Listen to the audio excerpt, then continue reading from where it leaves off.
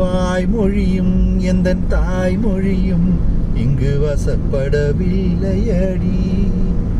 வயற்றுக்கும் தொண்டைக்கும் உருவமில்லாதொரு உருண்டையும் உருளுதடி. காத்திருந்தால் எதிர்பார்த்திருந்தால் ஒரு நிமிஷமும் வருஷமடி. கண்கள் எல்லாம் என்னை பார்ப்பது போல் ஒரு கலக்கமும் தோன்றுதடி. இது சொர்க்கமா நரகமா சொல்லடி உள்ளபடி. நான் வாழ்வதும் சினம் கொன்று போவதும் உன் வார்த்தையில் உள்ளதடி. என்னவளே அடி என்னவளே எந்தன் இதயத்தை துளைத்து விட்டேன்.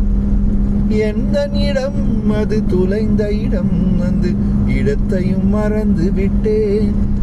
உந்தன் கால் கொலுசில் அது துளைந்ததென்று உந்தன் காலடி தேடி வந்தேன்.